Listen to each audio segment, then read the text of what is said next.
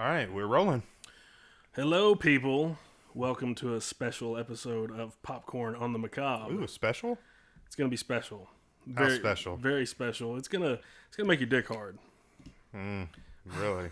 Yeah.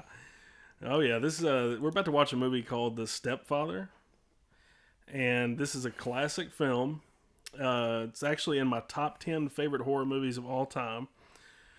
Ooh, that's big. Yeah, That's yeah. big. This is like fucking. It's like Ward Cleaver meets Norman Bates. That's how I always describe this film to people.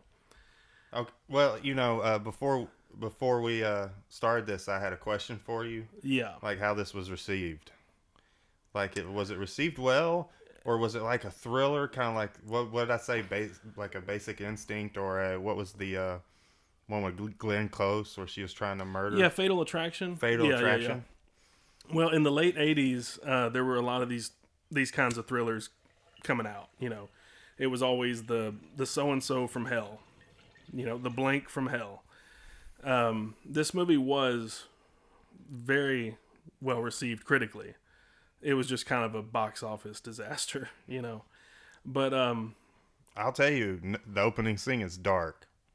The opening, yeah, it's beautifully dark, and it's beautifully shot too. Mm-hmm. This whole movie, music, this whole movie's composed very artistically. yes, and the actors, you can see it in their face. Mm-hmm. It's Especially Terry O'Quinn. yes. This is a career defining moment for Terry O'Quinn. I agree, totally. Although he had done other things before this movie. Anything Like he was in Silver Bullet. Played the sheriff in Silver Bullet, and remember he got like attacked in the fucking garage, and yeah, I'm not gonna remember that after seeing him in this role. yeah, and he's also he's on Lost, or he was on Lost, but he was in one of the earliest roles I saw Terry O'Quinn in was All the Right Moves with Tom Cruise. And he was, Terry O'Quinn was actually, I found out that he was actually pretty young in this movie. Really, He's like 35. I would almost think he's in his 40s. Yeah, but apparently he started like balding in his early 20s. But he plays this fucking role to a T, and I think he was only like 16, or maybe no, he was 11 years older than Jill Sholin, the girl who plays his daughter, or 11 years older than her. Yeah. Who's the mom? The mom is I've seen her. Shelley Hack. Where have I seen her? She was a Charlie's Angel. Okay. Yeah. Beautiful, But beautiful girl. oh yeah, yeah. All the women in this movie are hot. But yeah, this for those who don't know, my name is Dick, and I'm sitting here with the Chatterer. Yep. And we're actually watching. We're about to watch the Scream Factory edition of this movie, or the Shout Factory. Same difference, potato. But for those who have the Blu-ray, I'm gonna do my countdown, and I'm gonna say now, and we're gonna play the movie in 3, 2, 1, now. And Chad is taking a hit off the bong. Ooh, we have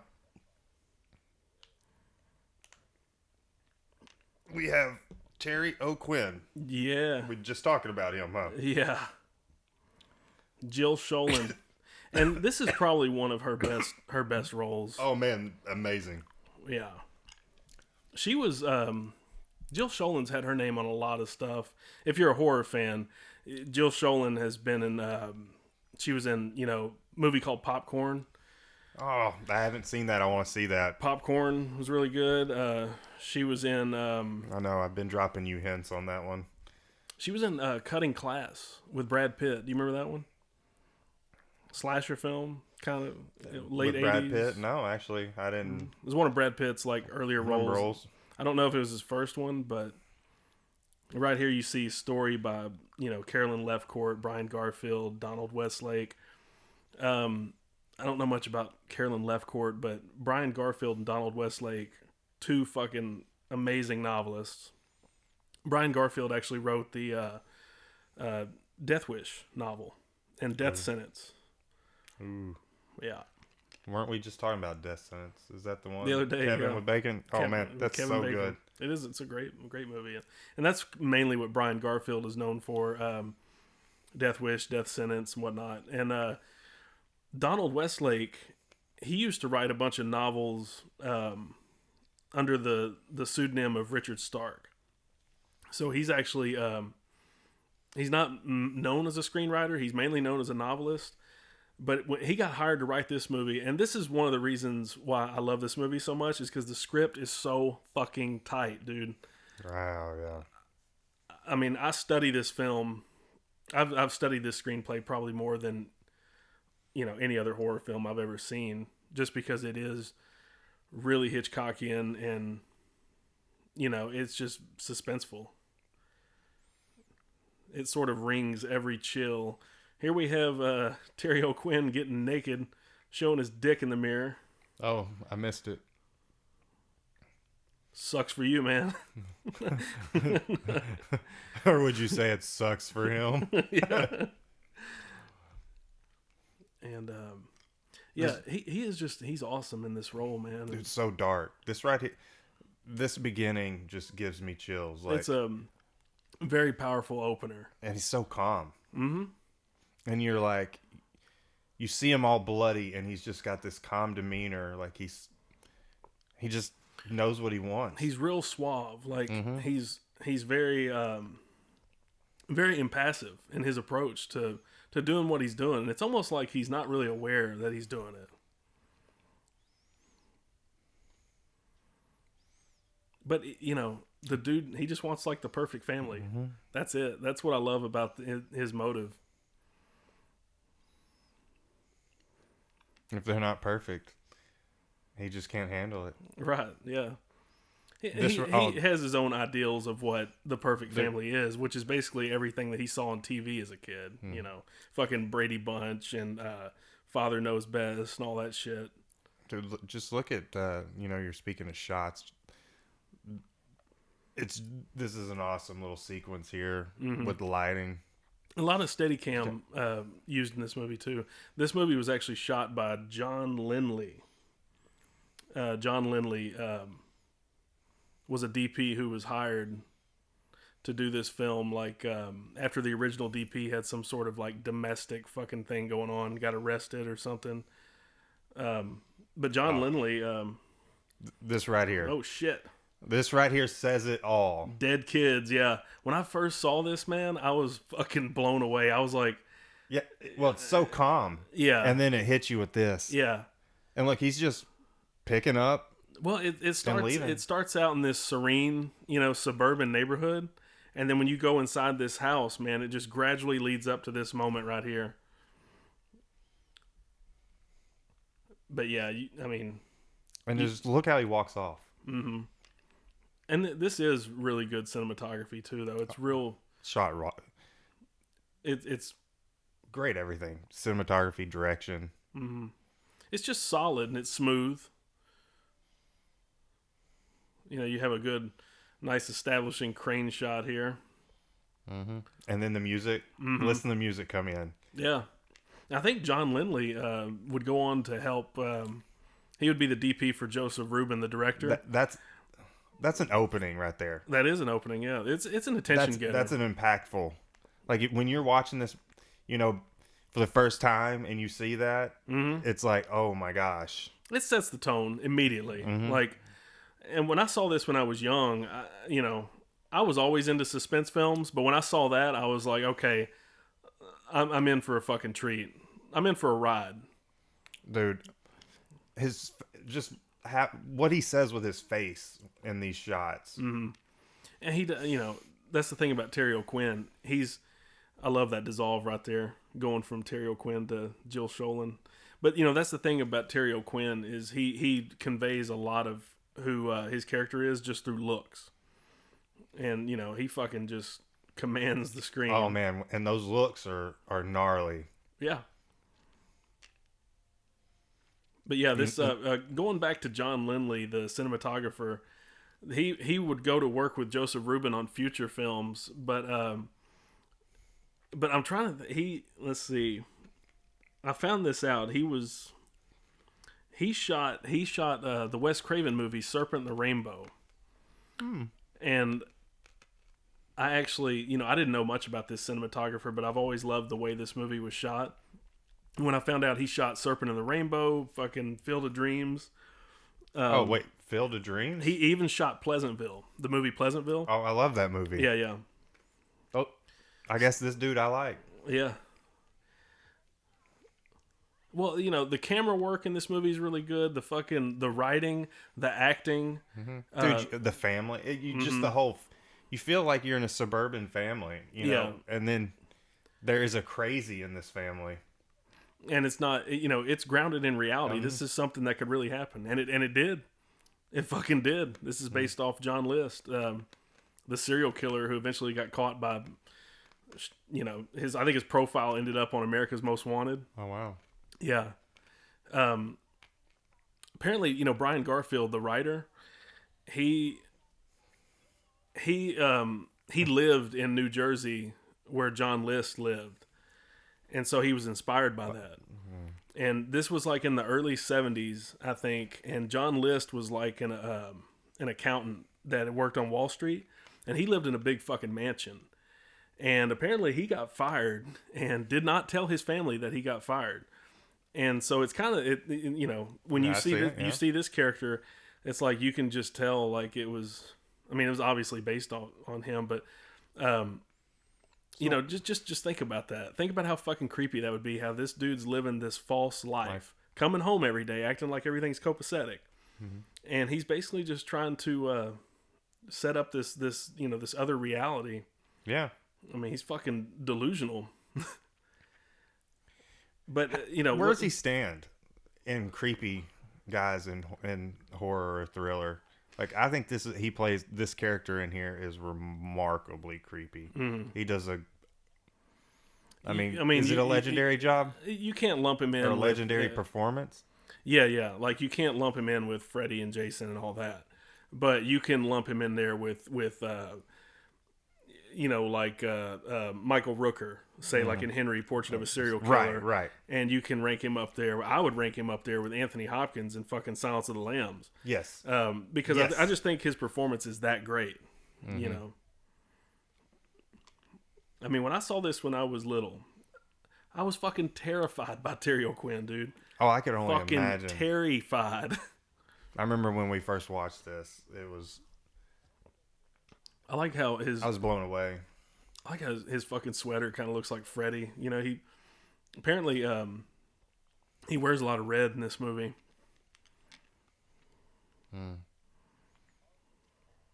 Man, I'm in love with her. Oh, she's hot, dude. She was a Charlie's Angel. Did you ever see her in The King of Comedy with Robert De Niro, the Martin Scorsese movie? Did we watch that? I think we watched we started half of it. You had to go home or something, but dude, Shelley Hack in that movie, she's fucking hot. I'm in love with her. Yeah, she's... Oh, dude. And it's crazy how Shelley Hack and Terry O'Quinn were not that much older than Jill Schoelen. Like, she was 23 when she did this, and Terry O'Quinn, I believe, was 35, and Shelley Hack is older than fucking Terry O'Quinn. Wow.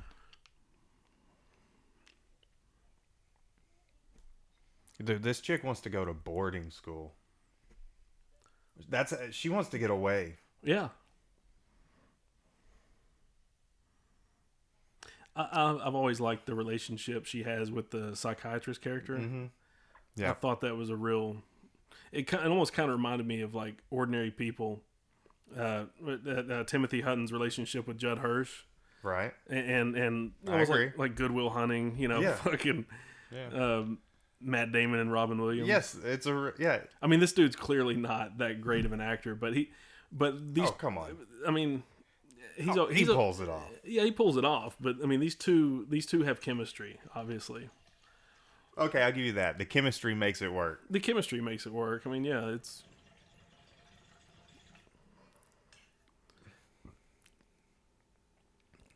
And this scene right here, like, I remember.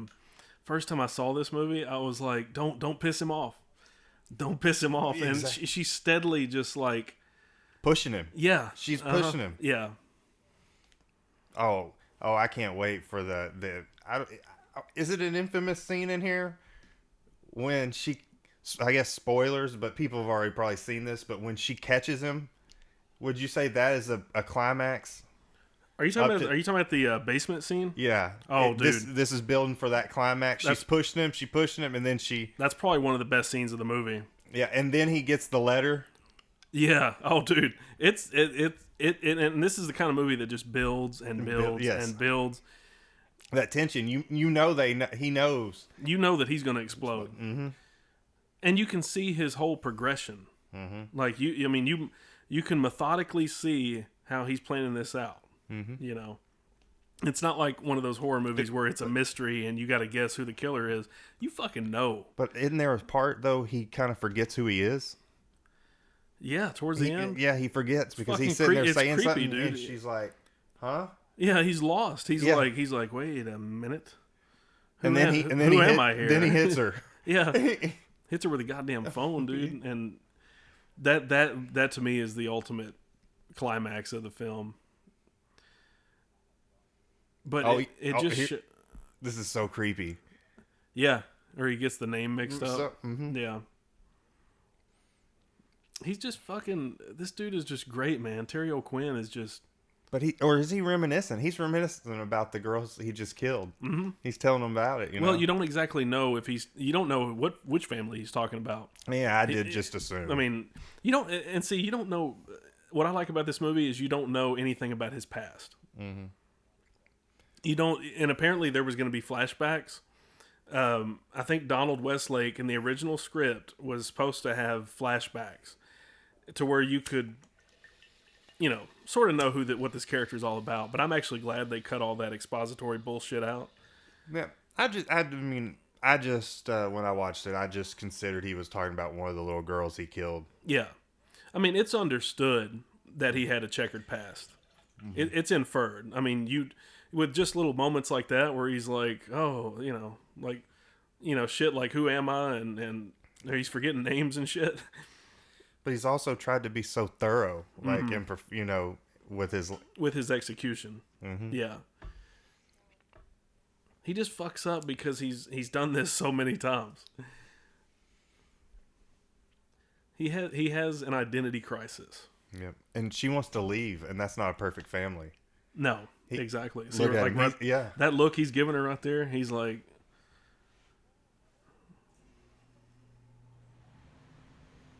can you imagine how he would react like when she moved out though? Like what would he do then? Do you think he has to have a daughter to have the perfect family? He has to have a wife or a child. Well, do you think he would go on going from family to family, or if he found the perfect one, would he stick with it? He would stick with it. Like if it didn't. So piss even him if off. the kids moved away, he would just live there with the fucking wife until it's the family. Until she drove him nuts. Maybe. I mean, well, I think he would always have an exploding point. Like, yeah, that's also what I guess I did say something like that. I don't think it takes much to drive him. Yeah, the trigger point to trigger fucking Jerry Blake or because the boyfriend, Bill Hodgkins or Gene Clifford, whoever the fuck he is. He wants control. Yeah, you can't have a boyfriend. Yeah, anything that takes her away from the family. Mm-hmm. I mean, he has this picture down here of him. Yeah, I like how he's got the man cave too. In every place that he lives, he's got his man cave. Dude, this is what I also like about this movie. I like how it's cleverly edited together with, like, you see her talking on the phone and you see him, and later there's going to be some awesome cuts between when he's freaking out down there and what everybody else is doing. That little editing. It's like a little mini montage. Yeah. I like a lot of the editing sequences in this movie. A lot of clever cross-cutting. Mm-hmm. Yeah. To tell the story and set up emotion or mood. Exactly. Because they're sitting here talking about him, and this is what he's doing right down below him, Mm-hmm.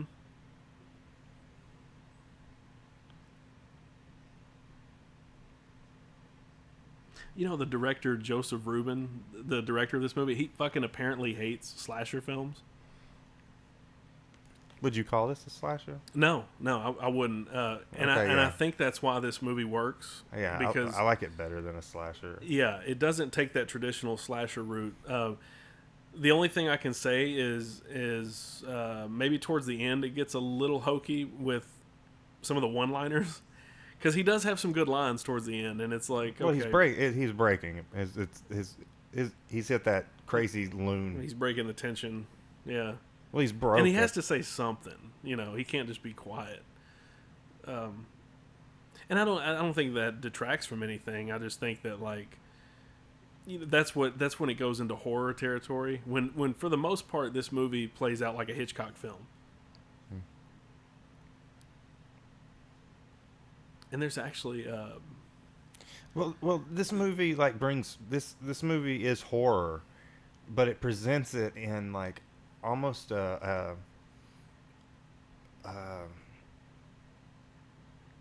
speaks to everybody, I guess. Yeah.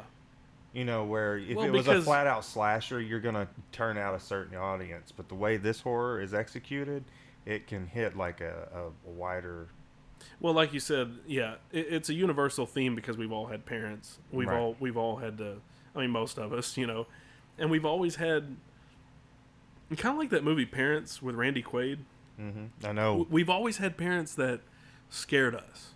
Like maybe when we were real little, if they were just grounding us or trying to enforce certain rules. I mean, I would say to an extent we were slightly scared by our parents. Oh, I was. Yeah. I was scared to make anything. Yeah, dude, I couldn't go near my dad. Well, if I made anything, I mean, he was nothing like this. But if I made anything below like an A, or if I made a D or an F, I felt like I was going to get kicked out of the house. Yeah. Lo and behold, I didn't ever realize they couldn't actually do it. Yeah, I was too young, but I was scared to death. Well, and I think that's why this movie has the appeal that you're talking about. Well, this dude's a genius to me. Yeah.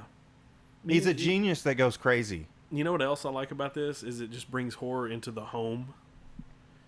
The neighborhood. This could be just down the street. Yeah, here. I know. And I mean, it has been. It's crazy to know that the John List guy, the movie the guy that this movie was based on, he got away with the shit for a long time before he was caught.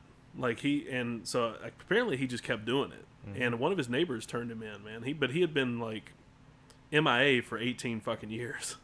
Yeah. So knowing that he was living next door to somebody, and he was living a serial killer life. Yeah. They're nomads. You can't stay. Right.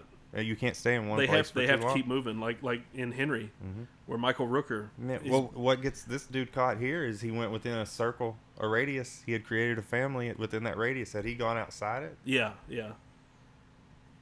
That's how fucking Ogilvy starts catching on to him. Dude, what about this right here? This is such a how he just like hates fucking.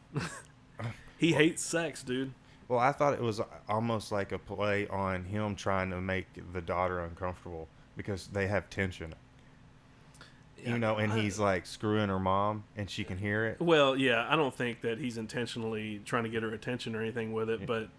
but she just happens to hear him, and it grosses her out. But I love that song too. The fucking I think that's Pat Benatar. Run Between the Raindrops. Mm-hmm. It fits right there too. Yeah. There's a lot of emotion going on. Yeah. Jill Sholin, man, fine as fuck. She was in When a Stranger Calls Back. Did you ever see the sequel? When a Stranger Calls? When a Stranger Calls Back. She played the babysitter. My neurons aren't firing right now.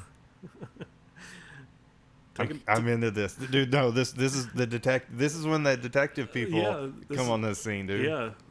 The introduction of Jim Ogilvy. Oh, dude, these one of the best fucking characters in the movie. Dude, I love these. I love these two dudes right here. Mm-hmm.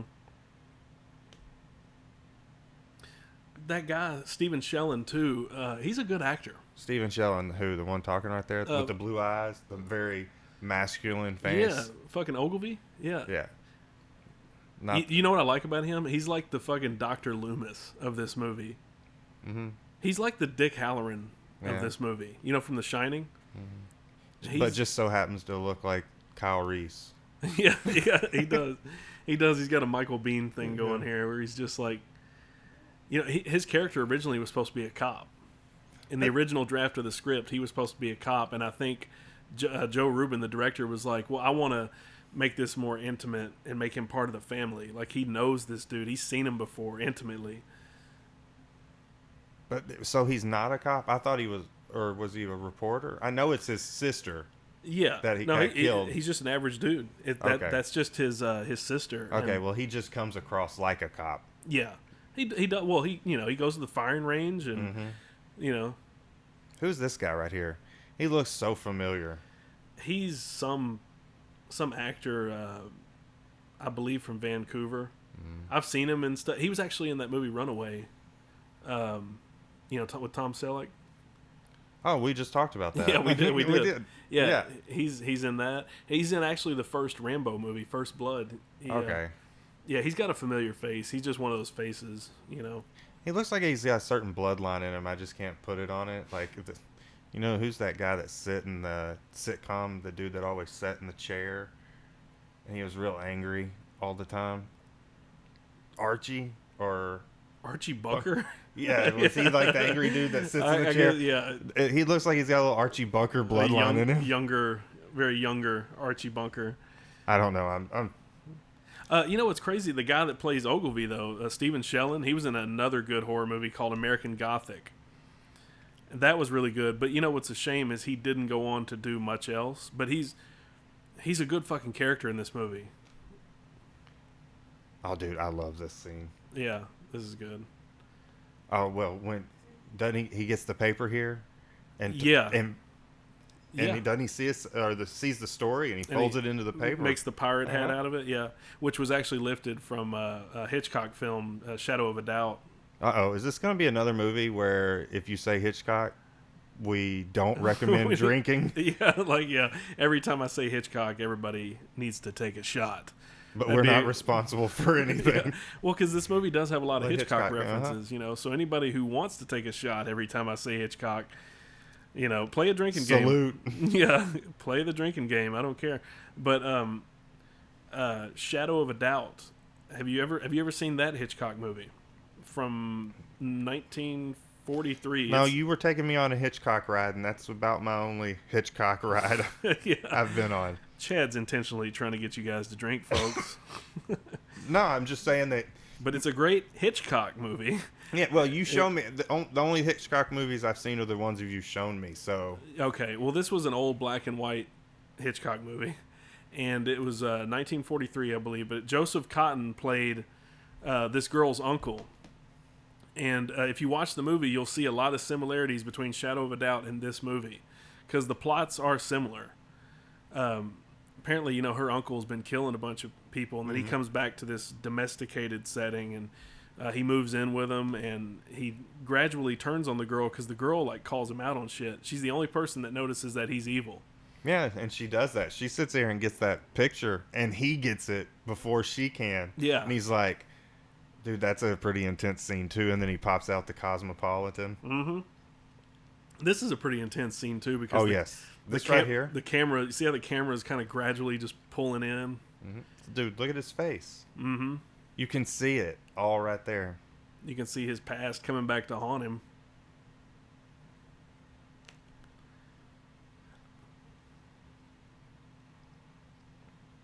I always thought the music was really good in this movie too. This is a commanding scene. It is. It's Terry O'Quinn, dude. I'm telling you, it's all in his eyes. And then, doesn't he makes direct eye contact with Stephanie right here too. Mm-hmm. It's creepy as shit. Mm-hmm. He says that line. Maybe they disappointed him. Well, she's been watching him. Yeah, and boom. Yeah. It's just such a chilling moment, man. And then he breaks out into that smile. Yeah, she watched him go crazy. She saw him read something, and she saw it. Yeah. She suspected him of foul play from the start, dude. Mm-hmm.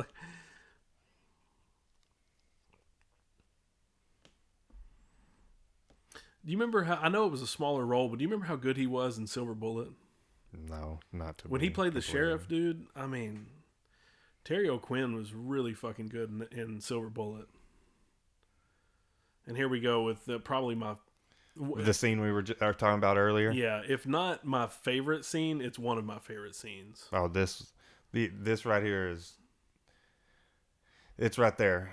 I'm gonna put so far this is probably the first really big scene. It's like your first kind of big shocker moment, big scare. Dude. And the cut, the shot selection. Look at the lighting. Yeah. And I like how he's kind of talking to himself too. You know, he's breaking. Mm-hmm. And he's like, let me out, let me out. It's fucking creepy, dude. Yeah. And dude, when I first saw this, when she got caught, I was like, oh, what's gonna fucking happen? It's over. Yeah. I didn't know, you know, and then it's like at this point she knows. Mm-hmm. And he knows she knows. That's why he's checking her. He checks the mail. He watches everything she does. Yeah. And I think that's why this movie is so relentless. Is because at this moment right here, I mean, we're still well into the first act of this movie, I would say. Yeah, we're 27 minutes in. Yeah, we're approaching the second act. And from this point, it just never lets up. Mm-mm. No, the game of cat and mouse is on. Yeah, it's like she's on to him and he's on to her. Mm-hmm. Yeah. But she's got to keep it together for her mom. Yeah. Or get her mom to believe her. Right. I'll do that, dude. He's right there. He's like, well, fuck. I've got to kill him. Yeah. Oh, he knows. You know, had she not sent off for the picture, I think he could have settled back down. Right. Yeah. Dude, this is the creepiest bad guy, man. Come on. Who would Glenn Close classify as a psycho crazy? Yeah, like this? Like, yeah. When you're and also Rebecca De Mornay and fucking The Hand That Rocks the Cradle. What about Single White Female? Yeah, Jennifer Jason Leigh, and I mean all these movies from the late '80s to the early '90s had these great psychotic characters who, you know, they haven't gone down like in the history of great slashers, but they're not slashers. They're just suspense tales. And this movie is just the perfect example of a tight piece of suspense.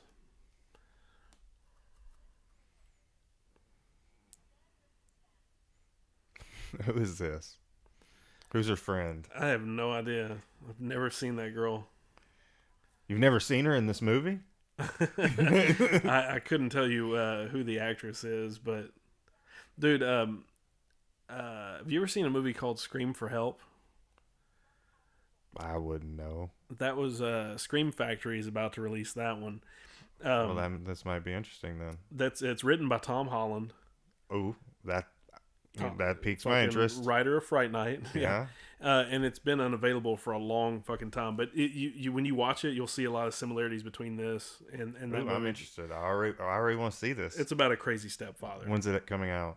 I don't know. They announced it. But for years, it's been unavailable, like on video. I saw it on VHS long time ago, but yeah, great movie. Maybe he was in The Wizard of Oz. Maybe that's where I'm getting him. Are you saying he looks like the Cowardly Lion? He does. I guess so. Yeah. Yeah, this guy's good, man. Stephen Shelland. Like I said, he went on to American Gothic, and he's done some other stuff too. But I just could he play Al Capone? He never maybe. Look at that. He looks like Al Capone there. He's good. He's good in this movie. It's Capone and Reese. He almost kind of has this Travis Bickle thing going on too. Like he looks like Robert De Niro in Taxi Driver. Yeah. He just looks kind of dirty and disheveled. And that dude. And I think he's kind of there's a lot of testosterone there. Yeah. A lot of anguish. And you hear it in the music too. Yeah. That music creates that like angst or that feeling or something. Yeah.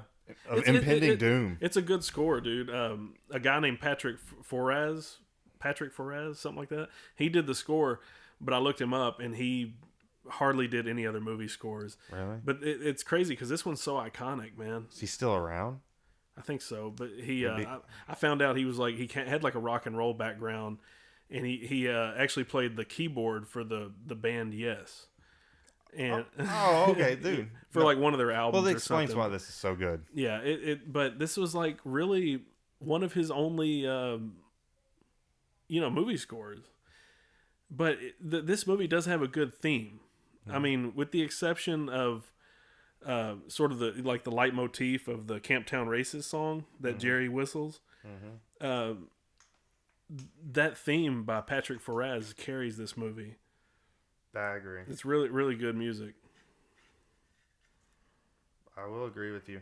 And it comes in just at the right moments, and it hits that feeling. So the feeling is, I guess, is it expression, or it hits the expression or the tension of the music scene. hits in all the right moments. They don't just play it arbitrarily. Right. It comes in at certain moments, and it means so much. It gives you that. Would it be like almost a fourth dimension to the film? Because some movies they just throw in scores and it doesn't really mean anything. Well, this one it does. Some directors are real selective about putting music in certain moments, and this one, like right there, like that calls for music. That moment right there. That's the high. Oh, he goes, oh shit, she knows. Yeah. And there's some movies I feel that overdo it with the music. Well, this almost has a Lifetime approach. yeah. But this is a good what's crazy is a movie like this probably would be on Lifetime nowadays. Yeah, but it wouldn't be as it wouldn't be as good. No.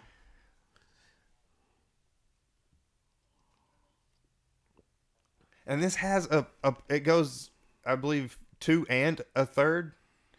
There are 2 more of these. Yeah, there's 3 Stepfathers and there's a remake. And a remake. Yeah, I was not a fan of the remake. I don't know if you ever saw it. I may have, but I don't remember it. Yeah, I probably have if it was in the 90s or 2000s. It was in the late 2000s and 2009, I believe. It had the fine ass Amber Heard in it. Probably forgotten about it though. And it had Penn Badgley in it. Oh, I love this part right here, dude. No. Yeah. This is great. Well, this is that moment you were talking about where you think he's about to snap. Yeah. And watch it. Don't they start cutting and she's like making a cake or something upstairs? And just the way it's edited and what they're doing. Yeah. Well, it has, the tempo, the pacing of the scene. And in this movie always has these Norman Rockwell moments, where they show like how peaceful the household should be. Like it's like this slice of Americana. Well, yeah. Well, we could be sitting right here and like, what if my wife was here and she's going crazy in the other room if this was at our house, at my house? I see what you're saying with the intermittent cuts where you have her playing with the dog and it's all sweet. And they have no clue down here. This dude is going crazy. He's about to erupt. Yeah, he could come up there and kill him. Yeah. But then it's like something stops him. Yeah. I can't remember. And the way the music changes too, it's like, I don't know, it just presents this... it gets your blood flowing. Yeah. You're up there raging with him. You're at his anxiety level. It is, it presents a really good dichotomy. And then it drops. It's like your heart. It's like... Yeah, when it immediately cuts off. Yeah. It let you go, whoa. It's very effective. Yeah, I agree. He's like, oh, that was close. Yeah. But he knows. He knows that she knows something now. Yeah. But he also, like right here, it seems like he kind of feels bad about what he did, Like he wants everything... Yeah, he wants to give her another chance. He wants everything to be okay. Like it could correct itself, or it could just keep getting terrible. Yeah. I wouldn't say that, like, he's the kind of dude that wants to lose his shit. He just wants people to fall in line. But he's having to lose his shit now because one of the people... I mean, the girl knows. Yeah. She's sent off. He's constantly being disappointed. They're finding him. If he calls back, tell him I'm still not here. Fucking love this dialogue, man. Oh, I found out that Donald Westlake wrote this script, and he's the only credited writer. But I found out that a guy named David Lowery, who had worked with Joseph Ruben, the director, he came in to do like some rewrites, and apparently polished a lot of the dialogue, which I think it helps. I don't know what Donald Westlake's original draft was, but I know that it had the flashbacks and the background stuff with Jerry. But I just found that out that David Lowery, he had worked on a movie called Dreamscape with Joe Ruben, but he did some ghost writing for the film, which I thought was interesting. Well, hey, man, this really works. Like, there's nothing really bad about this film. No. Like, I think this film has a wide variety of people that can like it, of all types. Yeah. But, I mean, you would think that, but it did not do well at all at the box office.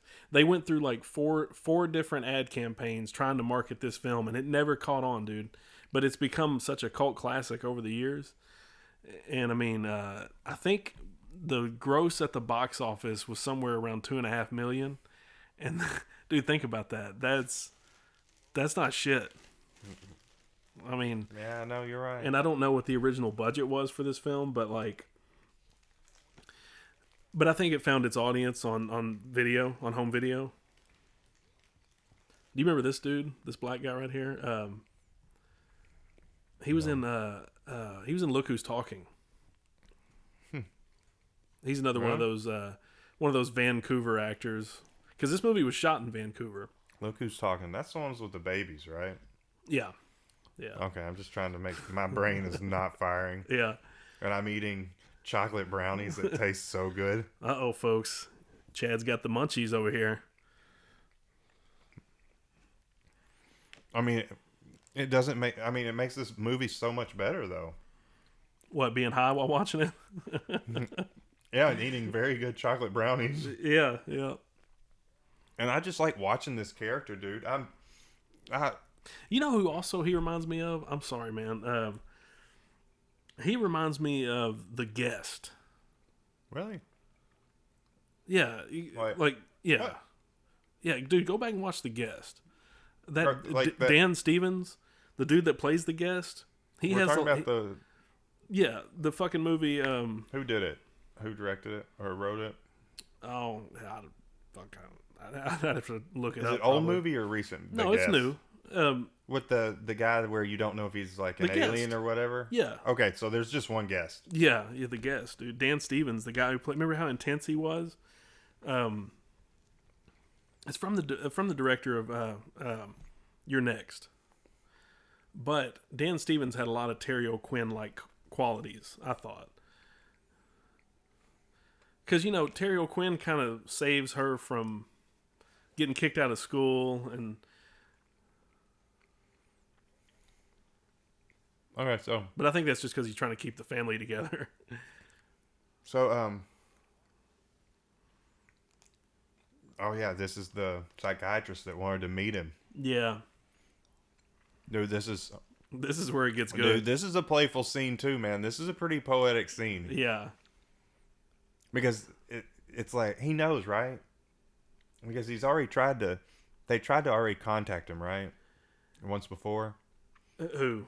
The therapist wanted him to come and see him. Yeah. And he was like, tell him I'm not here. Yeah, and now the therapist is trying to play a mind game with a guy that plays way better mind games. Yeah, and that's what I like about the relationship between the Shrink and Jill Scholen. Is 'cause he believes her. Mm-hmm. Like, he believes her. Yeah. I mean, he doesn't just think she's crazy, and so I like how he's sneaky there. He figures out a way to meet up with him. But he doesn't outsmart. He didn't outsmart him. No. It's sad though. It is sad. It's really emotional when you find out that the doctor died. Spoiler alert. This is, for some reason, I don't know why I'm getting a good son feeling watching this movie too. Same director. Oh, really? Mm-hmm. The director of this, Joe Ruben, went on to do The Good Son. And that's Macaulay Culkin, right? Macaulay Culkin, yeah. I don't know if it's because of the success of this movie, but Joe Ruben went on to do The Good Son. He went on to do Sleeping with the Enemy, which is another good early 90s suspense film. What's kind of sad, though, is Joe Ruben hasn't really done anything since, I would say, the early to mid-2000s. He did that movie with Julianne Moore called The Forgotten. Do you remember that one? No. It's kind of forgotten. Well, and I have The forgotten is forgotten. I have a lot of brownie in my mouth, so it's like hard for my teeth to move. Dude, you're higher than a fucking Georgia pine. Dude, well, I'm really into this movie too. Like It's the a great score. yeah. Just listen to the score, man. It doesn't let you down. Like I'm so into this movie, I don't even want to do a fucking commentary for it, dude. Like It's kind of hard to talk. Yeah, I gotta be honest with the audience. It's hard. It's really hard to try to talk, and I'm constantly having to remind myself that I'm doing a podcast. Yeah, we're trying to talk. Yes, because I want to sit through all these great moments and just absorb this. Yeah, film, this one right here is a really good back and forth game. Yeah, yeah. Like I don't know how to best describe him. Like, what kind of animal would he be? Like predator. He's a predator right here. Because it's about to change. He knows who it is. Yeah, I would say he's on the defense though. You know, he knows people are fucking starting to corner him. But you know, it's like, at what moment does he know that this guy? That's what I was getting at. Is starting to bullshit him. That's what I was getting at. Oh, and actually, I think right here, this is the moment. Mm-hmm. This is the moment where he decides, like, oh, I don't like this guy. Yeah, he says something. There's going to be something he says, and then he changes his mind. Well, what the shrink said was, you know, the family, home sweet home, all that crap. He doesn't like that attitude. Yeah, that's it. He likes people that want a family. Yeah.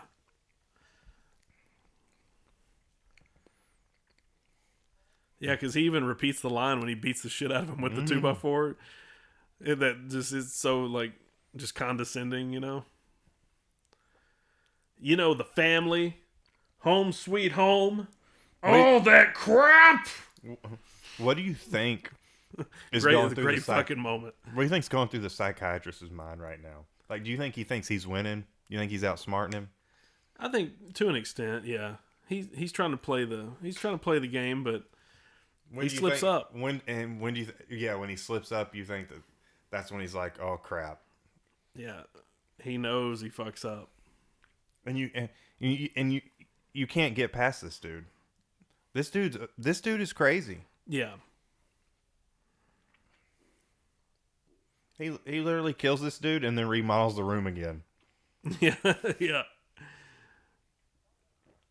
I think this is what triggers him right here when he says, "Sounds like you had a strict upbringing." Yeah, he starts to dig. Yeah, because he's a shrink, man. He's and I think he already knows that guy's the shrink. Mm-hmm. He knows he's the shrink. Well, he's never seen him before, though. Right, but he knew the name, I thought. Well, he didn't use his real name. Oh, he didn't? No. Okay. Yep, here it goes. Yeah. Probably listen just to the music. Stress. You hear the heartbeat? Boom. Yeah. And dude, when I first saw this, I couldn't believe it. I was like, because this was the first time you really see him explode. Mm-hmm. I mean, not just like, you know, hitting shit in the basement. Yeah. This is when you see him. He finally gets to take it out on somebody. Yeah, you see him in full murder mode right here, dude.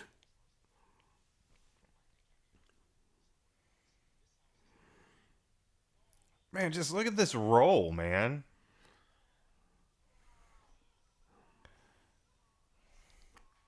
Fuck, that's great. Yeah, listen to this. And it's like the you score, don't even, dude. That score was amazing. Yeah, and you don't even have to. It's like they don't even show much impact there. They just show the blood on the 2x4. That's all you need. I like this score because it's not like music, but it's really impactful. You know, because it was hitting with his hits. Yeah. You know, it kind of came in. Mm-hmm. It was like his rage. Yeah. You were in his mind with that. Yeah. Oh, just a little order. All we need is a little order around here, folks. Dude, look at this shot coming up with the haze. You think that's a hazer going on set? Possibly. It does look a little hazy. Oh, dude, could be the light in the windows. I love the look of this movie. Yeah, John Lindley, the cinematographer, man. He's went on to do some really good films, and when I found that out, I was like, damn, no wonder this movie looks so good. You know, he's still working today. don't know why I'm getting a RoboCop feel now. RoboCop? Yeah, RoboCop just popped into my head. Oh, maybe because this reminds you of the scene when Alex Murphy goes back to his house. Okay, and it's all empty. Yeah. Okay, I'm glad you gave me something. I was like, man, what's going on with I was this digging. thought? I was digging. I was trying to find out. Yeah, I think it's that it has that kind of lighting. Yeah. That glow. Yeah, the part in RoboCop where he goes home and the house is completely vacant, abandoned, you know. Yeah, I could see that. I'll give you that one. Thanks. It was a stretch. Interestingly, they were made the same year, 1987. That may have something to do with it too. You know, and that reminds me, the reason why this movie probably wasn't very financially successful was because it was competing against Nightmare 3. Around this time, dude, that's all people wanted to watch was Jason and Freddy. And I think that's why they had to go through like 4 different ad campaigns for this movie. It's like nobody wanted to watch a movie about a killer stepfather, but fuck, I love shit like this. You know, I love stuff like Psycho and... This to you is real horror. Yeah. Mm-hmm. Where... I love supernatural horror too, but this movie right here just keeps it grounded in realism. And I love movies based off serial killers.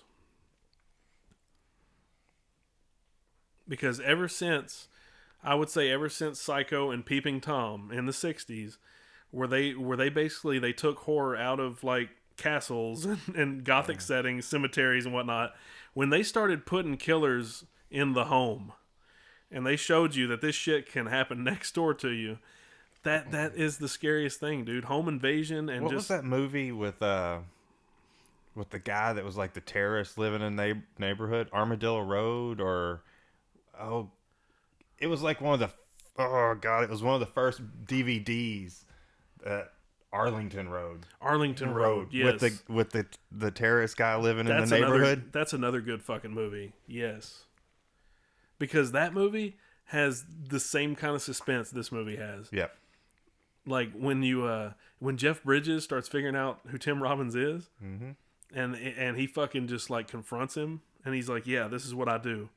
I'm a fucking terrorist." You know, dude, that movie's terrifying too. We need to do a commentary for that one. Dude, that movie was my first. That was the first DVD when I got the DVD player. Mm-hmm. Yep. Came out in like 98 or 99, something like that. I love that shot right there. That this boom up shot, and it's kind of like at a low angle. He knows. Yeah.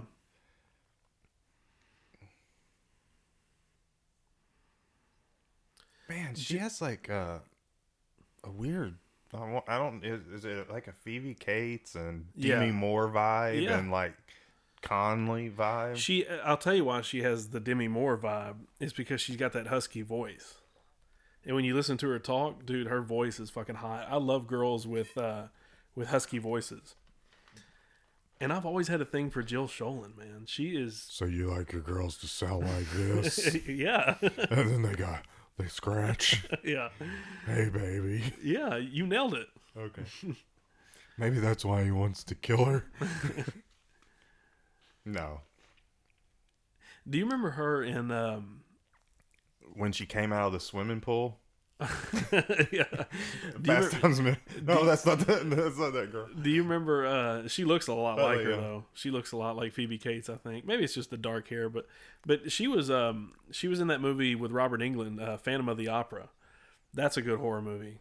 If you haven't seen that one, I don't know. I've seen some Phantom of the Operas. I just don't know which ones I've seen. Yeah. Because there's a whole bunch, right? Yeah. An interesting another thing about Jill Schoelen. She was engaged to Brad Pitt. What do you think he's thinking right there? Did you hear me about Brad Pitt? Yeah, she was engaged to Brad Pitt. Yeah, that's fucking crazy, is it not? I don't want to talk about it because I'm jealous. She dated Keanu Reeves too. She apparently. So she's a cool chick. Yeah, I mean, and I don't know why her career didn't blow up.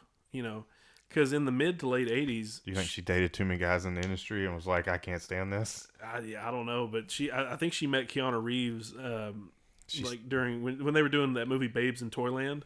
I don't know if you've seen that. Oh, dude, I love that movie. Yeah, she met Keanu Reeves on that, and they hooked up. And then she met Brad Pitt on when she was doing Cutting Class. And then she got engaged to Brad Pitt, and then like fucking called it off. And they were supposed to have a wedding and everything. And they were supposed to get married in Budapest or something, and she called it off. And it's like, dude, think about if she married Brad Pitt, her career probably would have done something different. I don't know, but she in retirement right now, or is she? I think because she had kids and stuff, she stopped working. Do you think she could still do it? Yeah, man. Jill Schoelen is still, she still got it. Listen to this music, dude. Yeah. I love this moment, too. Where dude, it's so epic. He goes back to the house. And the music is so epic with this, like... It serves the story. Mm-hmm. It's not just like this... He's the hero. You hear a little bit of the hero... Well... Yeah, and there's like a melody for everything, and it's not just like this atonal horror music that you normally hear. This is a great score. This is a score. This is what you call a score. Yeah, it drives the fucking narrative. And, I like this right here. Yeah, the birdhouse. Mm-hmm. Yeah. Whoa, calm down.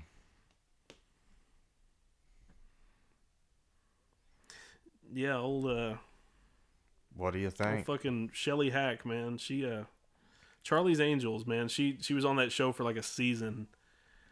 And she replaced Kate Jackson. I don't see. Did she go on to play other like mom roles? I could see her playing like some classic mom roles. She didn't really do that much either, which is kind of crazy. Shelley Hack was in. She was in Troll. Do you remember fucking Troll? She was in the first Troll. No, I haven't seen Troll. I've seen Trolls 2 or Troll Fuck 2. That. Troll 2. No, let's not talk about that one. That's for another day. Yeah. But no, she was in the first Troll movie. That may be where I also recognize her from the like the trailers. Yeah. And she looks like a Charlie's Angel. Oh. He just found out about the boyfriends. He's not into the boyfriends. Yeah. He's territorial. Yeah.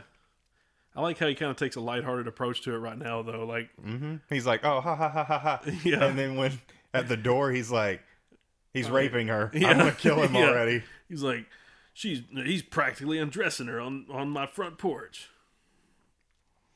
That birdhouse is, it symbolizes something, wouldn't you say? It's symbolic, yeah. Yeah. Well, because they cut it down at the end of the movie and listen to this fucking music too. I don't know. I think it's why I think of Kyle Reese. It's like got this like Terminator, like I gotta get this shit together. Yeah. Well, he's like he's also trying to put the story together. He's on the chase. He's on the beat. It's got that fucking sounds like Beat It. Yeah. Well, dude, sounds like Michael Jackson's Beat It almost. Well, you gotta think, dude. It's like he's the detective. He's the hero. He's getting all the clues put together. He's chasing it. And what's crazy is he's figuring this shit out, and the cops aren't. Mm-hmm. Because they don't care. No. They don't really think, oh, no, there's no way. It's those like 3 people are going to eat that big-ass turkey? I can't even eat that much meat. No. I like this. This looks like does it not look like a Norman Rockwell painting or something? Dude, this whole movie does. Yeah. And I guess that's what they were going for, man. I don't know who did the production design for this movie or the art direction, but like this, it's just perfect, man. Perfect photography because it kind of like lulls you into that false sense of security. She is the 2 drumstick type.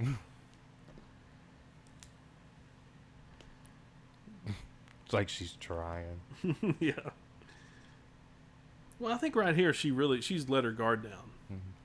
Well, I mean, like up until the point when she gets caught with her boyfriend, and she's like, "This is the rebuilding." He thinks he's getting it back in control. Yeah, and you have to have this moment in movies like this. It can't just constantly be suspenseful. We're kind of approaching the point of no return, as they say. Yeah, we're approaching Act 3, right? Yeah. And he got close. Mm-hmm. And he killed the doctor. Yeah. And he thinks he's got everything fixed. Yeah. And she's just giving it into him. Yeah, I'm a 2 drumstick guy. She's a 2 drumstick kind of guy. Yeah, did I say that? You said guy. Dude.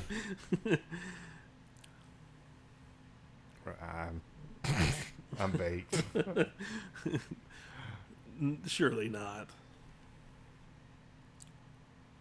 Oh. Yeah, I find it hard to believe this movie had trouble selling, though. Like, dude, I know this is a great movie. It really is overlooked, and I think that's the reason why I had trouble finding it for so long. It took forever for this movie to come out on DVD.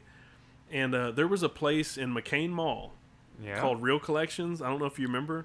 Mm-hmm. They didn't last very long. I remember them. Real Collections? Mm-hmm. Yeah, dude, all they sold were VHS tapes. And it was fucking heaven to me, dude. Oh, I bet it was. I would go into Real Collections and I would buy... They had like this massive horror section. And, dude, I found The Stepfather. And this was probably 1991, 1992. I was probably 10 years old first time I saw this movie. And I saw the cover art. And I looked at it. First thing I see is like, Jill Sholin on the front cover holding the dog. And then you see a shadow behind her. And it's like, the silhouette, shadow. He's got the knife holding it above her. That fucking artwork is so iconic, man. And that's what made me get the movie. I was like, man, this looks like something I would be into. I mean, I don't care who you are watching this movie. You get drawn into this. You do. It's because, like, fucking Terry O'Quinn is such, like... He plays like such an eponymous character. And he has like all these quirks and eccentricities, Here it comes. And I don't even think a lot of the stuff that he does in this movie was actually in the script. I think the dude just made some of this shit up along the way, and he seems like one of those, method actor types. But apparently, in between takes, man, like he would just break out this acoustic guitar and start hanging out with the actors. Like he wasn't the stepfather in between takes, apparently. But you would think he was one of those method actors just because of his fucking powerful performance. Ooh, look at that. He just gave him the T2000 look. Yeah. Or is it 1000? Yeah. Did you say T2000? Yeah. Is that the liquid metal one? Yeah. Yeah. Whichever the liquid metal one was, he gave it. Well... I'll agree with you that he gave him a T2000 look. Okay. That just makes it twice as menacing. Okay. As long as you can make... She slapped that bitch so hard that her hair went in her mouth, dude. You see that shit? This is a good moment right here. Dude, look at that look. That look is so scary. It's so stone cold. And look at the sweat. You can see the sweat. Well, you're about to get more of it. You're about to get more of it because this is a good moment when...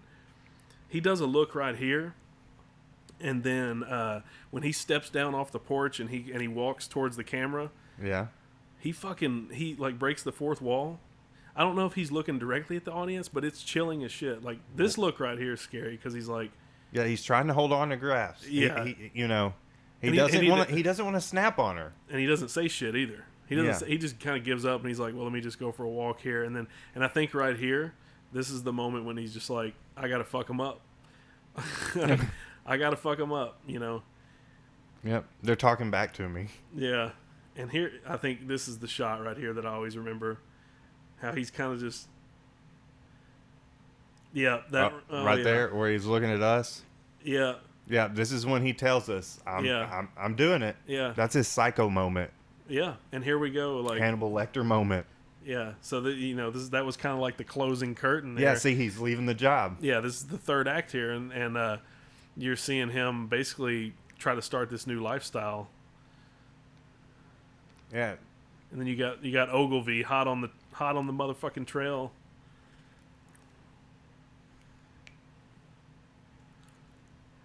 He thinks everything's gonna go good. He's done this so many times before, or at least one time before that we know. Yeah, but he's too pro at it. Yeah. He's not. But then she calls The Office, and they're like, "Oh, he's been gone." Well, that's where he fucked So, up. That's where he fucked up.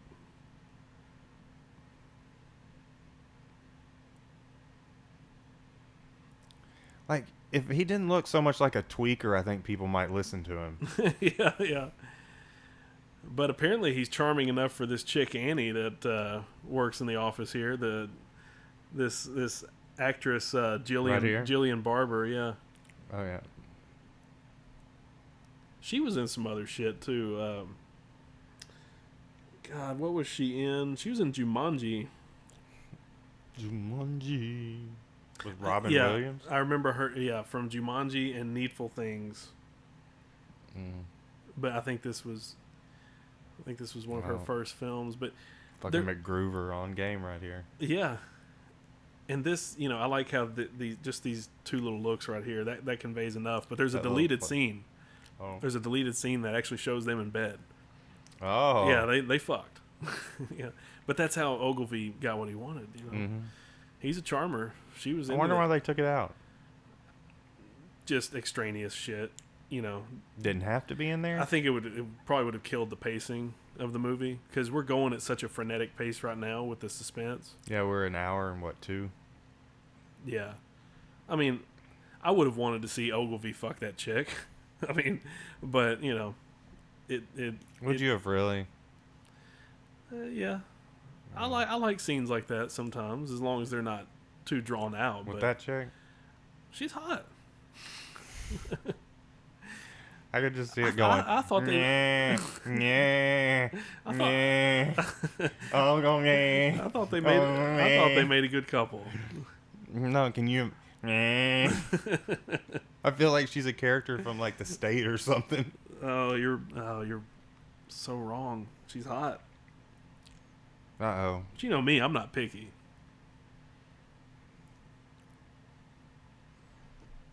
Yeah, doesn't she notice something? Something happens right here. She gets something. Okay, she sees the doodling. Mm-hmm. He had doodled the address. Yeah.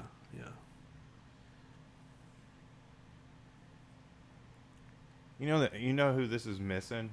Angela Lansbury. Throwing Angela Lansbury. Well, if she was in this movie, she would have figured shit out already. Can you just imagine her busting up in it? It would throw everything off. It'd be the worst movie ever. Oh yeah, dude. But no. Don't bring Angela Lansbury in this.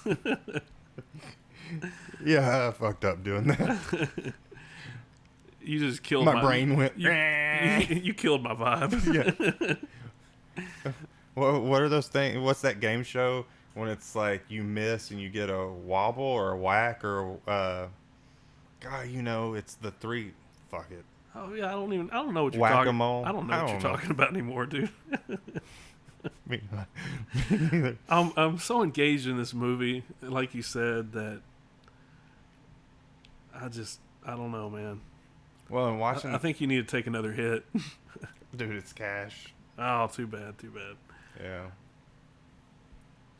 But here he goes again. He's crossing back over. Yeah. He's starting to try to create that new life. Yeah. And this is where you see like his real hair. This is Terry O'Quinn's really bald.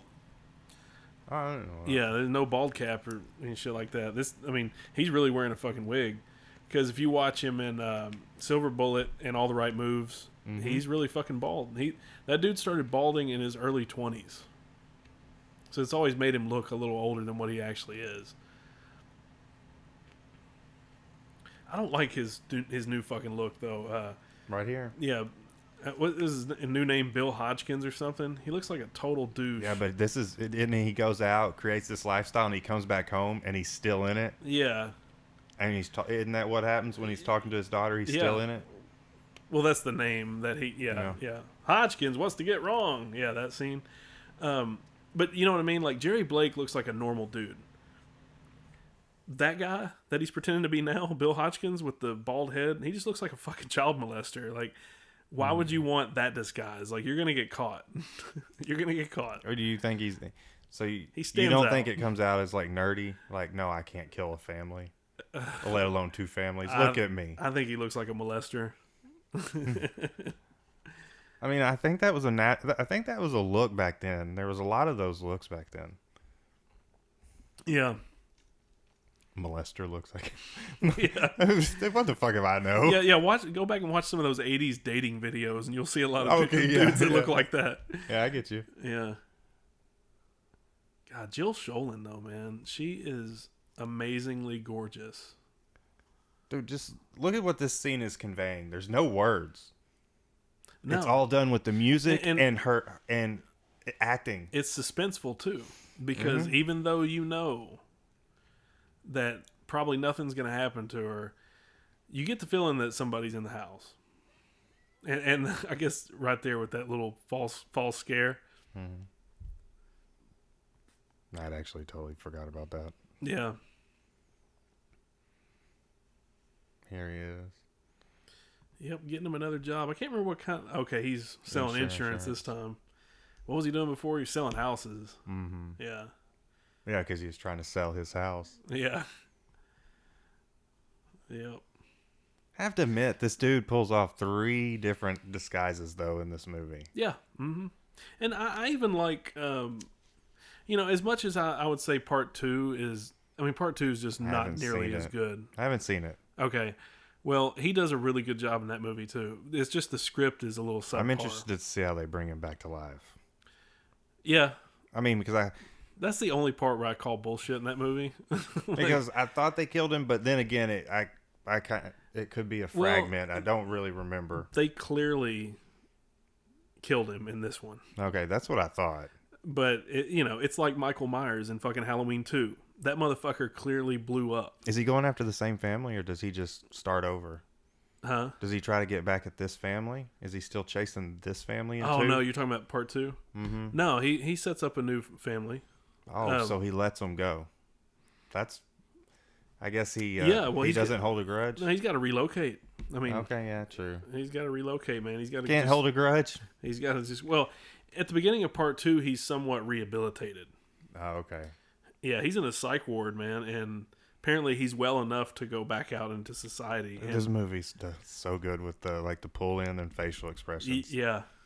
Apparently that scene too, they were supposed to have like voiceover, like so you could hear like his inner thoughts. But that scene plays so much better in silence, where he's just fucking. I wouldn't have liked it. Yeah, no. I love how confident he is right here too. He's just like, I'm handling shit, dude. Yeah, he's already. Yeah. I mean, he's setting up his next life. Yeah.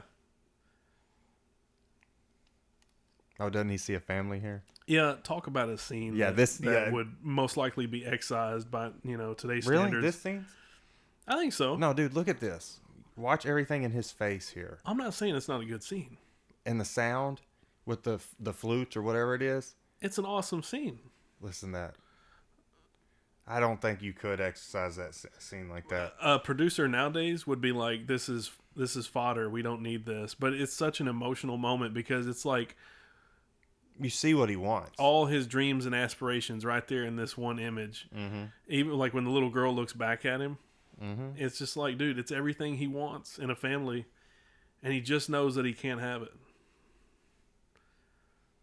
But he's trying to also come in on life instead. Why not go find a girlfriend and then have your own kid? Yeah. Do you think?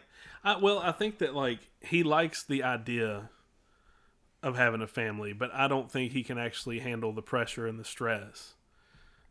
You know what I mean? Oh, yeah. Yeah, I mean, you know what I mean? Oh. You know because you're married, and I know because I'm not married. Yeah. Like, I can kind of see where Jerry Blake is coming from. Because the idea of having a family is great, but it's stressful. And I think that, the character of Jerry Blake is basing too much of his ideals on what he's seen on TV. Right. It's like when I was young and I used to watch movies and watch TV, I used to think that that's what American families were. Mm-hmm. Yeah. I wanted my family to be like fucking Full House. I wanted like Danny Tanner as my dad. So you wanted 3 dads? Yeah, dude. I mean, yeah. I wanted my uncle Jesse, my uncle Joey. I mean, you'd have a guy that's a ventriloquist, and Bob Saget as my dad. You have a rock star, a comedian, and a ventriloquist comedian. Yeah, dude, imagine if Bob Saget played this role. Okay, so are you saying they need to do another remake? Oh man, if they did another remake with Bob Saget, would you promote it? I would support that remake. As much as I hate remakes, I would like to see Bob Saget try to take us like that because a serious role. Mm-hmm. Because think about it, he could play it like his Full House character, but then all of a sudden you just start to see the deterioration into the. Mm-hmm. Yeah. And like, come on, dude, this chick. How does he pull it off with that? How does he pull it off with that? He's got this charm, dude. He's just able to get what he wants, but with just I know. A smile. I know. I still just don't understand it. It might want to be my head. Uh-oh. Yeah, this is where she... Oh, yeah. She's figuring shit out. He comes home and slaps the crap out of her, doesn't he? Hits her with the phone. Isn't that what you... Yeah. This is where it picks up. Mm-hmm. I like this scene right here, too, man. When I was younger, I didn't understand what the fuck was going on. But this is just... It's like for a transitory moment, you get to meet these two fucking characters who don't serve the plot whatsoever. But it's they bought the house from the guy. Yeah, but it's a funny scene though. Mm-hmm. It's just funny. It's pretty intense. I feel like is that Jeffrey Combs? Yeah. He does. He's got a Herbert West thing going on there. Yeah, is he wearing the same? He's wearing the same fucking sweater as goddamn Terry O'Quinn. Yeah. What are you checking out the wardrobe selections? Well, I just think they use the same sweater. Well, that's what I'm saying. Yeah, look at you picking out the wardrobe.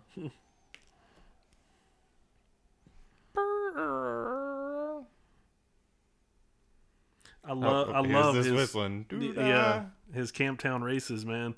Apparently Joe Ruben wanted Barbra Streisand's "The Way We Were," but the rights were too expensive, so he had to use Camptown Races. Oh man! Which I think is just like I said earlier, this is the perfect leitmotif for Jerry. Mm-hmm.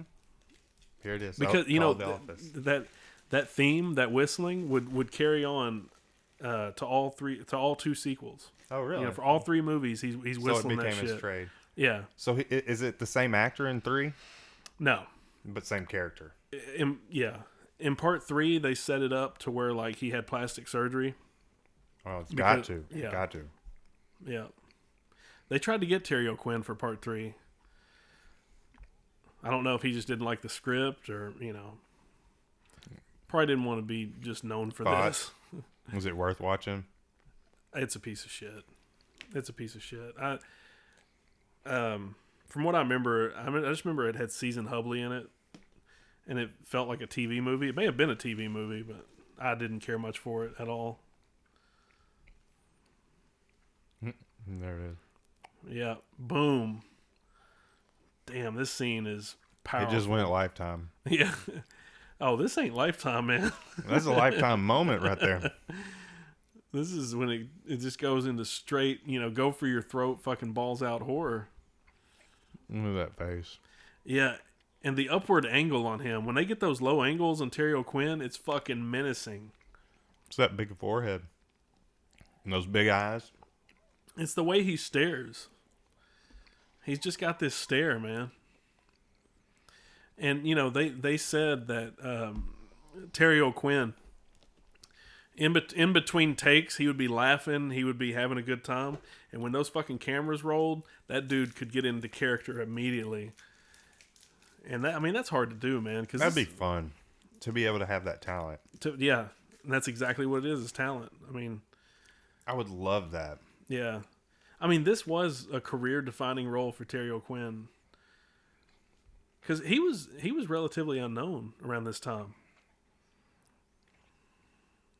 Yeah, this is his American Psycho. Yeah, yeah. And I don't know if this is true or not, but I think I heard him say at one time that this was the best role that he's ever played. It's probably the most memorable, multifaceted or multi-layered character that he's ever played. Okay, yeah. You know, it really shows his depth as an actor. Yeah, oh, it does. He's got awesome range. I love this shot coming up right here. Oh, he's pissed. Yeah. Watch this. Get to kill my dog. Yeah, dude, watch this shot right here where it pushes in and it's at the low angle. So fucking iconic. Here we go. You're a very bad girl, and then you have a nun walk across. Yeah. Yeah, this movie has a lot of intentional humor that I think the average viewer probably wouldn't pick up on. But here we go with Jill Schoelen's nude scene. My favorite part of the film. Oh. Dude, not only is she a good actress, but she is just fucking gorgeous. All right, listen to the music. Watch this. I bet this is a really good, fun sequence of cuts here. Yeah, it is. And I mean, the pacing, the tempo. Yeah. She's vulnerable. Yeah. Well, yeah, she's all by herself, man. And, because you are at your most vulnerable moment when you're in the shower. But then you get Jim Ogilvy here, the red herring of the story. Yeah, but man, he gets so. This is so climactic right here, but he gets so fucking close. Yeah, I'm telling you, he's like Dick Halloran, Scatman Crothers from The Shining. Yeah, he shows up. You think he's gonna save the fucking day, and then he just gets killed. I know. And he serves no other purpose in the story. Yeah, he was putting everything together. Yeah. He was going to be the savior. He got all the clues. He's got the fucking gun that he even pulls out. He's fucking Columbo. Yeah. I love this little moment that they have together, too. Yeah, it's a little moment. Dude dominates him. He's a viper. Well, it's like for a second he forgets who he is, and he's like, oh yeah, I remember. I gotta be a psycho here. And he sees the knife, and he's like, oh. Well, fuck. Yeah. Shit. Yeah. Oh, but it sucks. Just like that, man. Yeah. That comes so fast. Yeah. You know what that does, though? That takes hope away. Yeah.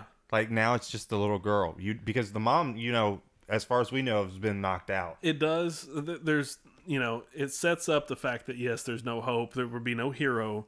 At least in the traditional sense, because they set him up kind of like a hero. He even pulls out the gun and he just can't do it. He drops the gun, but he also leaves the gun for the mom to pick up later. It's a good setup because he also, while he came in the door, it was enough for Stephanie to get out of the shower. Right. Because if he hadn't come, then she most likely would have been killed. So I guess in that sense, that's really sexual. What? If he hadn't come, she wouldn't have got out of the shower. Yeah. Pardon my French. Apparently, when they were writing this scene, Donald Westlake had writer's block, or not writer's block, but he had the idea. Somebody came up with the idea. I think it was the producer. But Donald Westlake was like, well, when he's beating on this door, he's like, he's going to kill her. Like, there's no way out of this. But then the producer suggested a ceiling to floor mirror, a full body mirror, so that she could grab one of those shards to stab him, because that was like pretty much her only way out at this point. Right. It's like the writer more or less wrote himself into a corner. But it plays. Yeah. It works. Oh yeah, it works. Yeah. She sees it. Now it's like, oh no. Yeah. He's T2000 that shit right now. That wound's going to be closing up. Yeah. That thing's going to fall out. But he's pissed now. He's full on. I love how you compare him to the T1000. Wait, I thought it was 2000. Yeah. Fuck 1,000. There's so many T's. Well, he's comparable to the T1000, but he gives T2000 looks. Yeah. I mean, listen to the music too. It's like. And this is one of my favorite sequences here, the attic sequence, because it's claustrophobic. And look at the way it's lit. Mm-hmm. Oh, I like the way this is lit. Like, this is awesome. Yeah, it's just like a nice little backlight there, and you know, I don't know. Anytime characters are in a basement or in an attic, it's just so fucking claustrophobic. Yeah, you don't have very many places to hide. No. Oh, I like that shot of him walking down. Yeah. And that too. Yeah, it doesn't look. It looks like he may have a little warm key light on him, but this scene uses a lot of backlighting. Mm-hmm. Well, and I like the darkness too, like the dark with a little bit of light. Yeah, it plays with the sweat and plays with his acting, so he can do it with his face. Yeah. Is this another riding into the corner? No. So that's pure luck. Yeah, well, you know, you write an attic scene. I mean, pretty much somebody's gonna have to fall through. If you go up there, that's it. Because I've fallen through attics before. Oh man, I think everybody's had that experience. I haven't. I don't want to. Yeah, I have put my foot through the ceiling before in an attic. It's so easy to happen if you lose your balance on those rafters. Does it hurt? No. So it's just like crap. Well, it hurt when I got my ass whooped by my dad for doing it.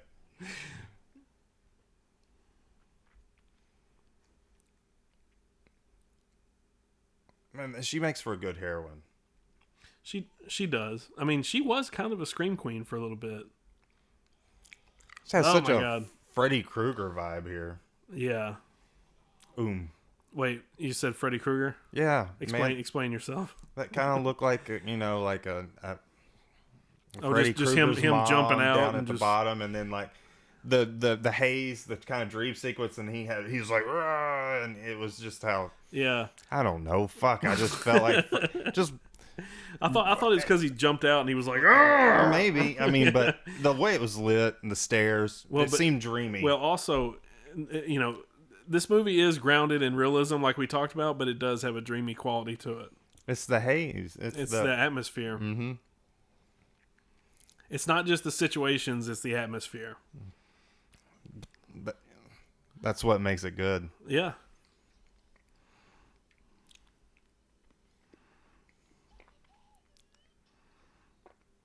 Oh, shit.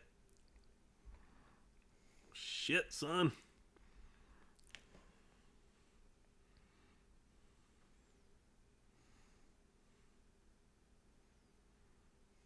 What is love? I've got to kill you. What is love? I always laughed at that moment, too, like when he gets stabbed and he says, "I love you." It's like, dude, no, you don't. You can't. Yeah, what is? Yeah, you can't possibly love her after that shit. Or maybe he does. He's like, "You set me free. I love you." Maybe. And listen to the movie. It's like, it's almost Willy Wonka. Yeah. Do you think he wanted to be stopped? Yeah, and she stopped him, and he's like, "I love you." Yeah. I mean, you think in a sense there was like vindication there? Like, maybe, yeah, you know. Fuck, I don't know. It just had the Willy Wonka. But why else? You know, think about it. Why would he say "I love you"? Because he clearly didn't. I mean, he loved the idea, but he had to kill her. So you don't really. If you're gonna kill, no. It's just a good moment because he's so delirious. He's so delirious of a character. I give you the music afterwards, though. Yeah. I like this. This is really powerful. Well, this is that symbolism you were talking about. Mm-hmm. I mean, her cutting this birdhouse down is just basically, you know, she's saying goodbye to the past. Mm-hmm. Onward and upward from here. You know, that's interesting, he's though. A bad mofo. And earlier you said, you know, about the sequel, about how like he should have come after this family. Mm-hmm. That actually probably wouldn't have been a bad idea, because then it would have been like a revenge tale, and they wouldn't have been repeating the same formula. Because in part 2 they kind of repeat the same thing. Yeah, they could have played it off as like a stalker. Yeah. I mean, I would have been more. I'm interested to see 2 though. Yeah. I want to see how this. I want to see how they explain. I mean, it's not bad, dude. If you recommend that one over 3. I mean, if I was to stop, do I have to go on to 3? Yeah, well, part 3, you don't need part 3. I don't need part 3. You don't need part 3, but part 2 is okay. It's got Carolyn Williams in it, and it's got Jonathan Brandis is in it. I feel like I'm listening to the right here. I feel like I'm listening to the Alice Cooper song at the end of Jason Lives. I don't know. I'm just moving my head like an 80s. You know, the man behind the mask. Can you sing it for me? No. I know you can. I know you can. I know you can. Put it in here. I know you can. You're with your baby, and you're parked alone on a summer night. You're deep in love. All right, that's all you're getting. Dude, somebody's riding on a secondhand high. You awesome. Think you're doing all right? Okay, well I see it now. Dude, you swayed my belief in it. Okay, dude, you have to listen. This has got the same exact beat, dude, as the man behind the mask. So people from here that went on to other things. Would you say everybody? I mean, cast wise, I mean Terry O'Quinn definitely. What about the mom? Shelley Hack, no, her career fizzled out. Jill Schoelen became kind of a scream queen for a little bit until she gave up. I guess she just had a family and quit. Yeah, I was about to say, did they just all come about having a family? Because one wrote on Charlie's Angels for so long, and yeah, well, not really. Shelley Hack. Really? Shelley Hack was only on Charlie's Angels for just one season. Okay. She replaced Kate Jackson, but then she herself got replaced later on. But now I would say this helped. This definitely helped Joe Ruben's career. Now the screenwriter I was talking about earlier, not Donald Westlake, but the ghostwriter who came in to polish dialogue and shit. He went on to write Passenger 57. Wesley Snipes? Yeah. He went on to write like Money Train. Fucking. He wrote Lakeview Terrace too, which is another good suspense film with Sam Jackson. Yeah. Man, he is he is crazy in that movie. Yeah, he is. That's another. That's a crazy cop. When you get a serial killer or a psychopath or somebody that can't control themselves in a role of authority, right there is. And that's kind of a forgotten movie too. That's it's a powerful movie though. But that was actually based off of a true story. Yeah. Joseph Ruben. It's crazy that he doesn't like horror films, because I've heard him say that, like in interviews and commentaries, whatever. He basically said he doesn't like horror films. He likes making them. He likes directing them, but he can't stand watching them. Because apparently he was watching the movie Halloween in the theater and could only peek his head through the door. Like, horror films bother him for some reason. But you know what this right here always reminds me of? What's that? Henry. Yeah. Henry plays off of this mirror scene here, Mm-hmm. I believe, isn't it? Doesn't it show? Isn't he looking in the mirror on the cover of Henry? Yeah. All right, so yeah, that was the Stepfather, folks. We're back on the setup menu. What are your thoughts? I'll let you go first because I have an idea, but I want to see if you can sway or help me because I really like this movie. I love this movie, and you did say top 10. Your top 10? Yeah. And the reason why is because it just reminds me of a Hitchcock film.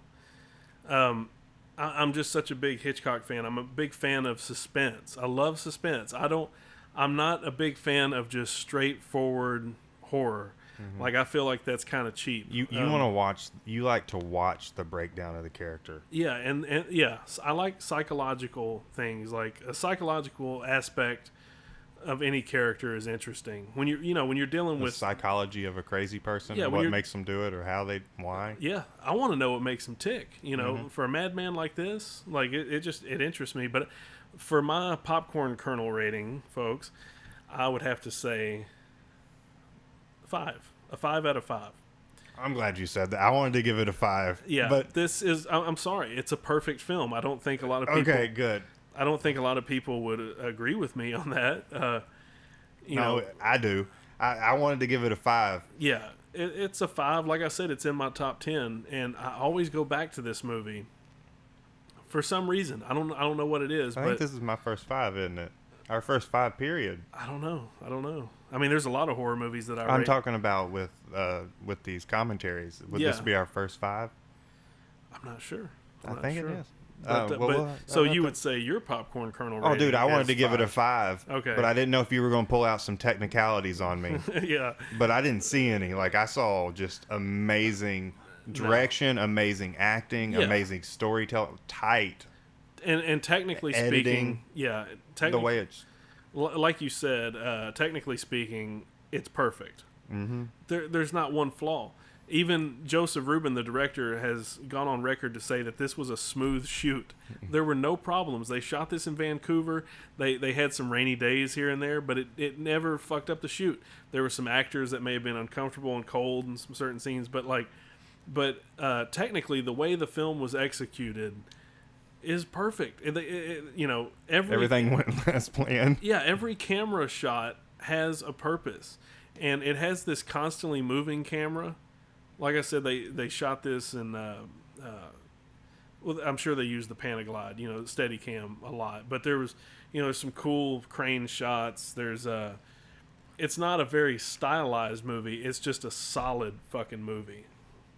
You know what I mean? Like, it's got nice shots with music that convey a lot.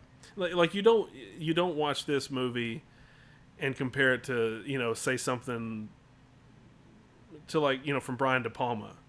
I wouldn't compare this to a Brian De Palma film because Brian De Palma and Alfred Hitchcock are sort of like the masters of suspense. Give me a Brian De Palma movie. Well, Brian De Palma did, Blowout, Dress to Kill, Carrie. Okay. And Brian De Palma is very proficient when it comes to just lenses, lighting, composition, and I'm not saying that this movie is not creative in that aspect. I just think that this movie was it's very taut and solidly directed and composed. It's carefully composed, but it's not stylized. This isn't like a stylish movie. It just has flair. I love the way it's shot in the scenes.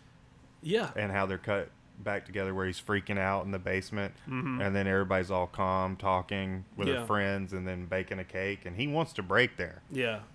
This movie has those scenes that contrast a lot. There's a dichotomy going on. Yeah, I like when sequences cut like that. Yeah. And I think just the whole fact that another thing that I like is the fact that it was written by Donald Westlake. I'm a huge Donald Westlake fan. I've read some of his novels under Richard Stark, and he actually wrote the novel for Payback, which was called The Hunter, and the movie with Mel Gibson, which mm-hmm. originally was Point Blank with Lee Marvin. But anyway, that's a good movie. The Outfit was another thing that Donald Westlake wrote under the pseudonym of Richard Stark. And then... so he's just a bang-up writer. He's an all-around good writer, and supposedly the reason they got him for this movie was because he was having trouble with his daughter, his own daughter. So I think he could relate, but I'm not saying that's the only reason why they hired him. But Donald Westlake, he wrote The Grifters, that movie with John Cusack and Angelica Houston. But I think that's what... Like I said, I've studied this screenplay a lot. I've watched this movie countless times, and I love just how flawless it is. I mean, and it's brilliant that they set up the red herring with the Jim Ogilvy character. I love how you're just following this dude. Thinking, yeah. Oh, dude, the music they're playing with it's like he's got that hero. He's the He-Man. Uh-huh. It's really upbeat music. Yeah, dude, he's Mel Gibson in freaking Lethal Weapon. And then he, you see him at the firing range where he's learning how to shoot, mm-hmm. and you're like, man, he's going to throw down on Jerry Blake. But no, he's like, well, shit, you see my knife, and then dude just jumps on him. Mm-hmm. They do say, I think, if you're gonna kill somebody when you're within that range, if one of them thinks about it, the other one doesn't have a chance, and. He had that gun, but he didn't think fast enough. No. Anyway, so yeah, I wanted to give it a 5. I felt like it was a 5, but I wanted to hear your opinion on it because you could have thrown me, but I did think it was perfect. I was going to see if there was anything you could find that could put a chink in it, but you No, can't really find it with this. I'm sure a lot of people could. I mean, a lot of people could say that this movie is hokey, or campy at times. But I think if you're digging, I want to know why. Well, if you're digging for something like that, you'll find it because some people just claim that they're true horror fans, which I don't even fucking know what that means. I think it's all just subjective. Because a lot of people, I'm sure, could argue with me on my points, my facts about it, but or my opinion. But it's to me it's flawless because, dude, the cinematography from John Lindley, the direction from Joseph Ruben, the writing team of Brian Garfield and Donald Westlake, the acting, Jill Sholin, fucking Terry O'Quinn, Shelley Hack, I mean, Stephen Shellen, even as the Ogilvy character. I can't find anything wrong. I would love to, but I just think that I agree. I couldn't. There and look at, you noticed how we were picking out the acts. Mm-hmm. Like we were talking about the end of Act 1 going into Act 2. And that's what I was talking about. I've studied the structure of this movie, and it's how William Goldman always says that screenplays are structure, and that's all they are. Mm-hmm. That's all this movie is, structure. Shows tightly formed structure. Yeah, it's very tightly formatted, well executed. It just doesn't get much better than The Stepfather. I mean, yeah, I don't know if I want to actually go and watch 2 or 3. After just part 2 is not bad, but you can't compare it to this one. And see, I don't know if I want to tarnish this one's memory. You know what I mean? No, I mean it's worth it. Well, it's another one worth watching just because of Terry O'Quinn's performance. Does it match this? And no. Does he match this? So his performance, yeah, but he just didn't have a very good script to work with, I don't think. And so it's not the same writers. No, and not even the same director. No, Jeff Bird directed the second one, but I will say that the best part of the second one is the wedding scene, and that's all I'm going to say. The wedding scene. Okay. And also the movie has Carolyn Williams in it, the chick who was in Texas Chainsaw Massacre Part 2. She's in it. She plays a good character. It even has Meg. She was in the movie They Live. She's got the crazy eyes. She was in what was she in? She was in we saw her at Texas Frightmare. She's got the pretty blue eyes. I don't know. My brain is not working. She was in Jeepers Creepers 3. Oh, Meg. You know what I'm talking about. Yeah. Foster. Meg Foster. Yes. Nice. She's in Stepfather too. Oh man, gorgeous eyes. Yeah, really gorgeous eyes. And they play in with her acting really well. And her son in the movie is Jonathan Brandis.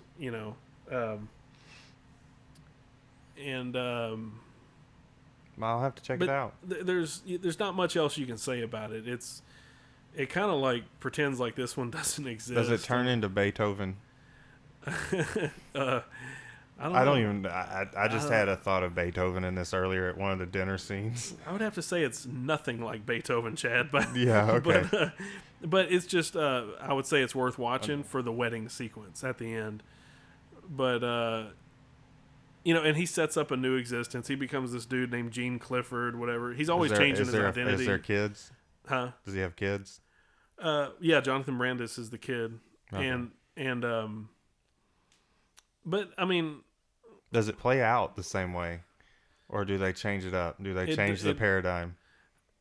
They kind of did, but it's almost like they were trying to repeat the formula from this one. Okay, I guess that's what I meant. Yeah, it's.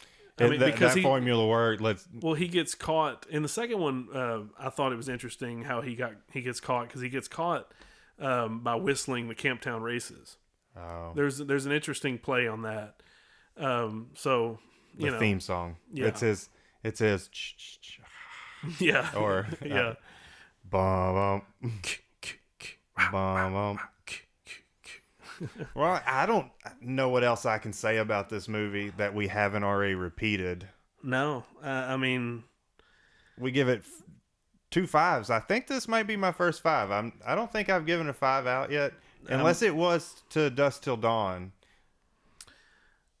But I don't know. I think I get. Yeah, I mean, I'll have to go back. But anyways, who cares? Yep. This movie's a 5, so you know, between 2 5s, you got 10 solid fucking popcorn kernels there. So that means it's a goddamn good movie, folks. Check Watch it out. Check it out. Watch it. Listen to our fucking awesome where can commentary. they find it? Who has it? This is a Shout Factory release. Shout Factory release. I don't know why it wasn't a Scream Factory release, but no, I can see it because Shout Factory is more like to the more mainstream audience.